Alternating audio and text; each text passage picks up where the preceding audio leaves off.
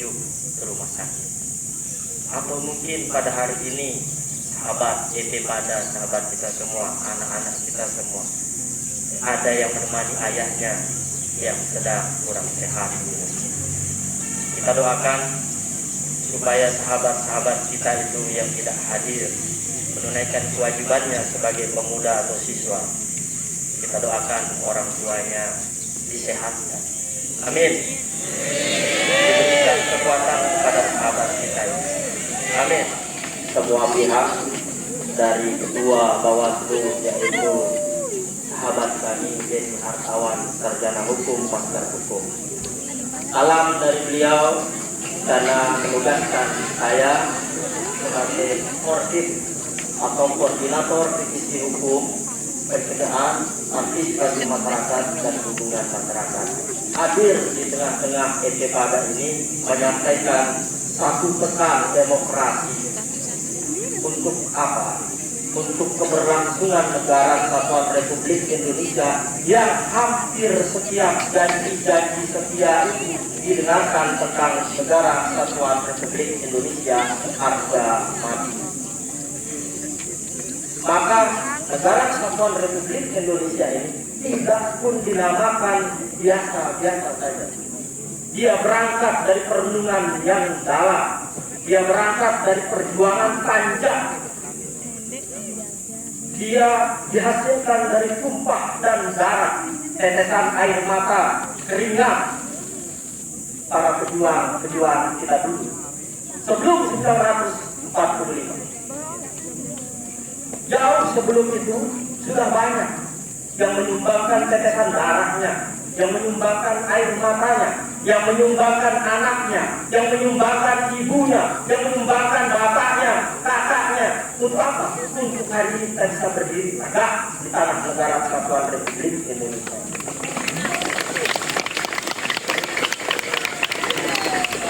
Sahabat-sahabatku, mereka sudah ada di dalam misi Nusantara sebagai saksi bahwa kita berdiri di sini sebagai pemimpin pasukan, sebagai komandan batalion, komandan kompi, inspektur, pengawal protokoler, membaca undang-undang, naskah Pancasila, seluruhnya adalah dimensi satu kotak yang presisi yang ditinggalkan oleh para pendiri bangsa ini agar terus diwariskan dan dimengerti oleh kita semua. Adik-adik, kenapa kemudian kami hadir di sini dalam perspektif demokrasi? Kami ingin mengatakan bahwa suatu sistem negara Kesatuan Republik Indonesia yang berasaskan Pancasila dan dibingkai dalam satu sistem demokrasi, maka syaratnya adalah adanya proses politik. Untuk menciptakan suatu pemerintahan di dalam alimnya beberapa undang-undang tadi itu mohon dipelajari. Untuk menciptakan suatu sistem pemerintahan yang adil dan beradab, maka untuk menciptakan satu sistem pemerintahan itu negara kesatuan atau negara demokrasi itu syaratnya harus ada proses politik. Apa yang disebut dengan proses politik? Yaitu proses pemilihan umum. Apa itu proses pemilihan umum? Pemilihan presiden di Undang-Undang 7 2017, pemilihan presiden, pemilihan DPD, pemilihan DPR. Ya, ini proses politik. Maka bingkainya di dalam hal ini adalah harus ada penyelenggara. Penyelenggara pertama itu namanya Dewan Kehormatan Pemilu, penyelenggara pemilu DKPP, yang menyidangkan kalau kami ini melanggar etik, kami disidangkan di DKPP. Kalau kami tidak menyampaikan pesan-pesan demokrasi dan perjuangan para pendahulu bangsa ini, bisa saja kami dianggap agak kurang berintegritas. Maka tugas kami sebagai Bawaslu itu tidak hanya mengawasi saat pencoblosan. Sirkel demokrasi sistem kebangsaan ini harus dibangun dari usia-usia seperti ini. Di dalam undang-undang ASN itu ada larangan pegawai negeri dan aparatur sipil negara terlibat aktif di dalam proses pemilihan umum atau pemilihan kepala daerah. Nggak boleh. Apa punishmentnya? Punishmentnya ada dari KSN, Komisi Aparatur Sipil Negara. Dan yang paling mengerikan di sistem merit hari ini atau merit system, sampai dia diberhentikan. Ngeri sebenarnya. Diberhentikan statusnya sebagai ASN. Jikalau bobot pelanggaran netralitasnya dianggap sudah melampaui 100%. Peraturan dan perundang-undangan lainnya. Peraturan pelanggaran perundang-undangan lainnya itu bisa kepala desa juga masuk dalam rangka dugaan suatu pelanggaran. Karena pemerintah desa atau kepala daerah sudah diatur melalui rezim undang-undang yang berbeda. Undang-undang desa diatur melalui undang-undang pemerintah desa. Pemerintah daerah sudah diatur melalui undang-undangnya, Undang-Undang 23 tentang penyelenggaraan pemerintah daerah. Desa diatur di Undang-Undang 10. Maka seluruhnya dimensi itu diawasi oleh Bawaslu. Maka Bawaslu ingin cari teman pada ini, ikut tegakkan demokrasi ini dari potensi-potensi cara culas untuk mengotori demokrasi yang sudah diperjuangkan oleh bapu-bapu kita dulu. Saya bangga berdiri di tengah siswa SMA 1 Kayangan ini karena ada alumninya. Saya menyaksikan sendiri bagaimana alumni SMA 1 Kayangan berkontestasi dalam suatu pilkada 2017 lalu. 2015. Dan berhasil. Ingat, dan berhasil. SMA sudah menjadi wajib jilid dan dipilih. Itu syaratnya 17 tahun dan punya KTP. Bisa nyalon DPR, ikut saja partai politik. Berproses dari muda. Ya, 17 tahun. Saya minta yang 17 tahun hari ini coba angkat tangan, ada nggak kira-kira? Yang udah punya KTP ada nggak? Angkat tangan. Oke. Kalau sudah ada KTP itu sudah bisa jadi pemilih atau dipilih. Boleh. Mulai kalian bangun kerangka kritis berpikir kalian. Kayangan ini terkenal aktivis-aktivisnya Pak Kepala izin. Karena hampir dalam proses perkuliahan siang dulu tumbuh besar cadaknya itu di Kayangan. Cadaknya di Kayangan. Jadi titik tolak dasar pemikiran kritis itu menurut saya pernah belajar di Kayangan. Konsolidasi aktivisnya itu masih dulu. Ada senior saya, mana beliau itu? Cita-cita yang tertunda Bang, insya Allah. Cita-cita yang tertunda. Nggak ada kata menyerah. Kita sama-sama, abang pernah di salah satu kontestasi pemilihan. Kita ini maju di kontestasi penyelenggara pemilu. Sama-sama berat Pak. Sama-sama berat. Kalau dulu ada senior saya maju jadi wakil rakyat, nggak jadi. Ada senior saya maju di Bawaslu, nggak jadi juga. Gitu, ya. Oke, yang terakhir saya ingin kasih kuis. Yang bisa jawab, izin Pak Kepala, mohon off the record, satu-satunya dari sekolah yang ada di SMA di SMA Tanjung hari ini di administratif pemerintah Lombok Utara yang bisa menjabat sebagai wakil kepala daerah itu alumni SMA 1 Kayangan. Selain itu ada alumni dari perspektif politik yang berkontestasi di dalam kancah politik perwakilan daerah, perwakilan rakyat. Banyak kalau dihitung. Dan abang-abang kita itu adalah penentu dari satu produk kebijakan kepada kita semua untuk menciptakan satu sistem pemerintahan yang adil dan beradab.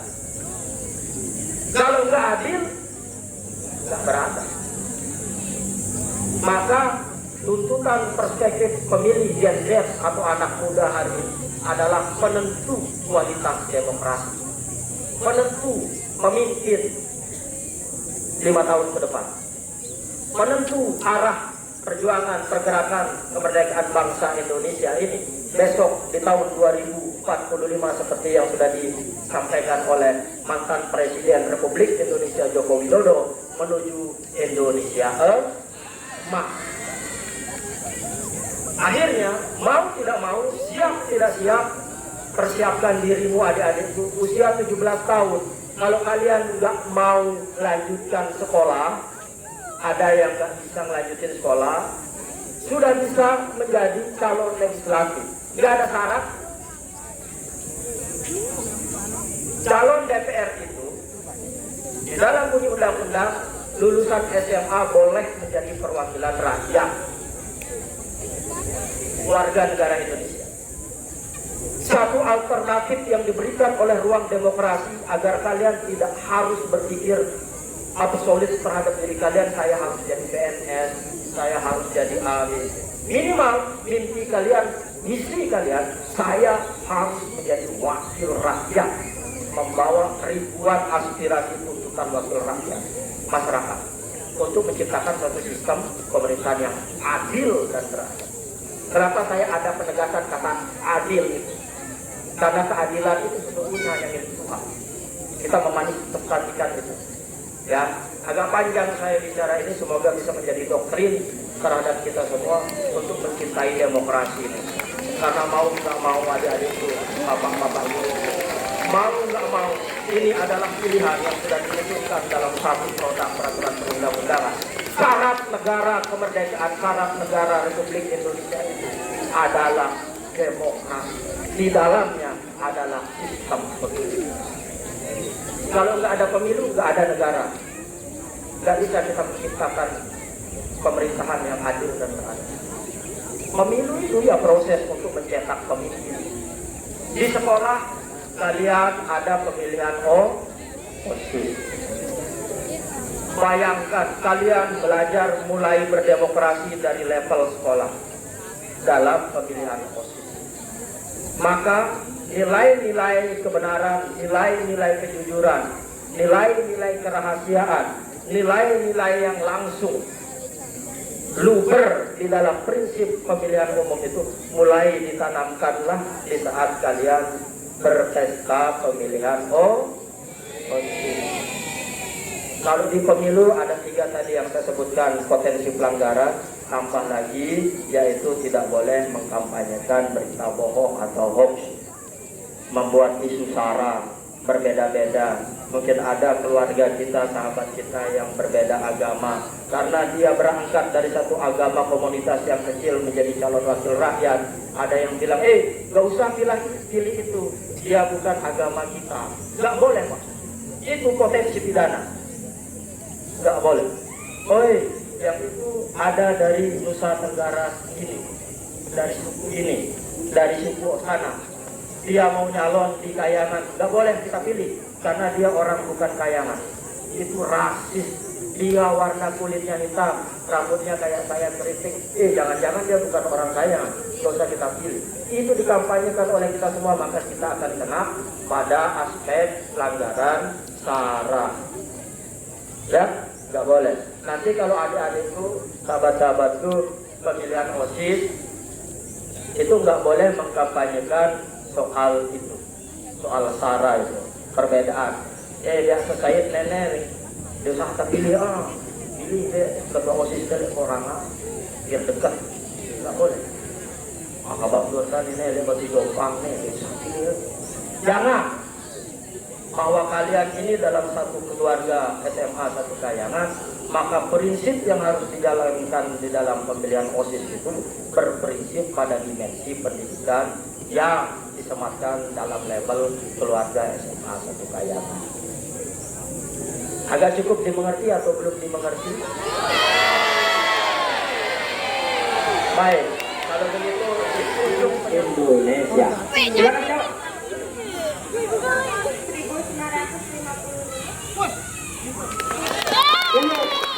Ini Pak.